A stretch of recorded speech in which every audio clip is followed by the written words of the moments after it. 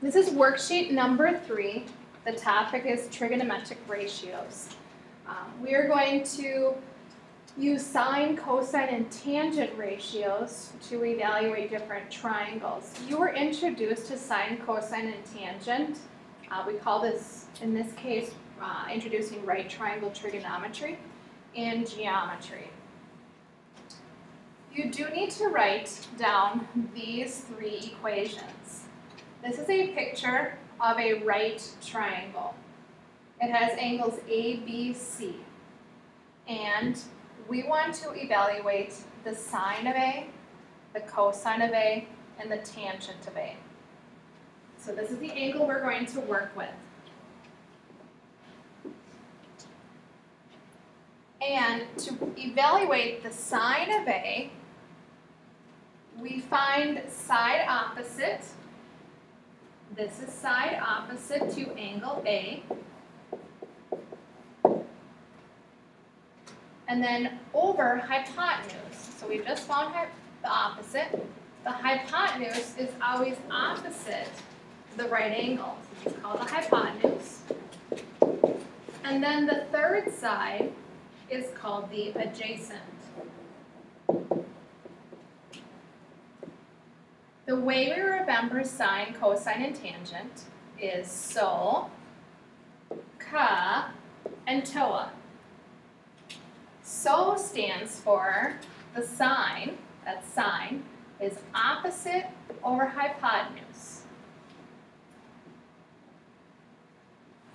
The next one, cosine of A, we're going to take adjacent and divide it by the hypotenuse.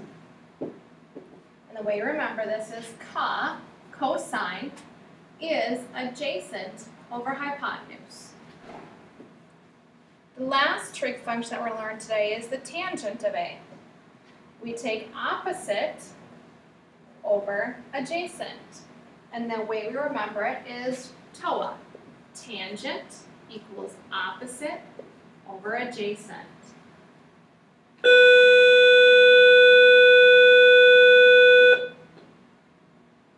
If you're not there, just pause the video and continue writing down the pieces on this slide. Here's our first example. Find the sine, cosine, and tangent of the following trig functions. So this is a triangle, ABC. And what we want to do is go ahead and find one of the angles and evaluate the sine, cosine, and tangent. So I'm going to evaluate angle A. So this is what we call my theta. And then you want to label the 3 sides. 9 is side opposite.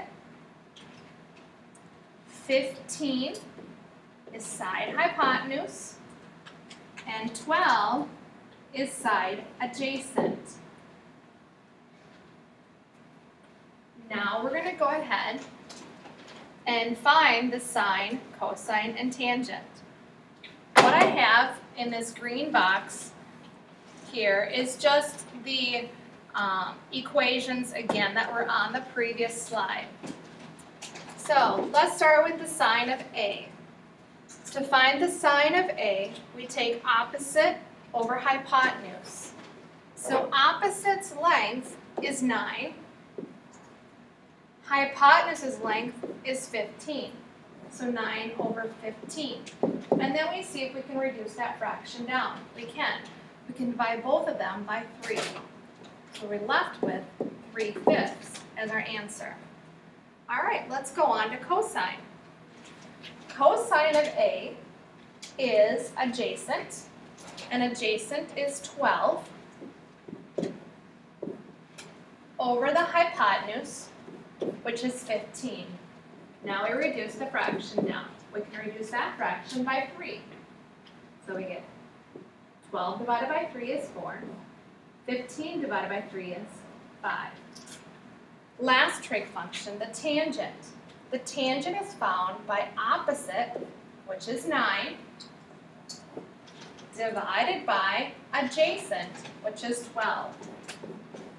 Then we reduce that fraction by 3. So 9 divided by 3 is 3.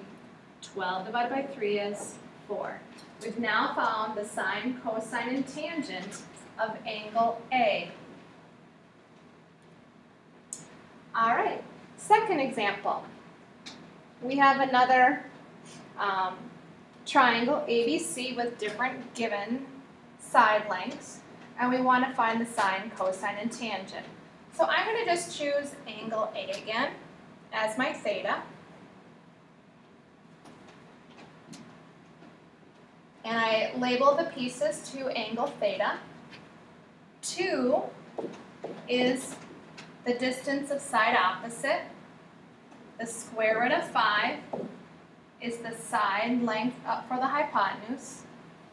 And then 1 is the length of the adjacent. Now let's go down and evaluate the 3 trig functions. So again, I have this gray box to help you to remember what the sine, cosine, and tangent is.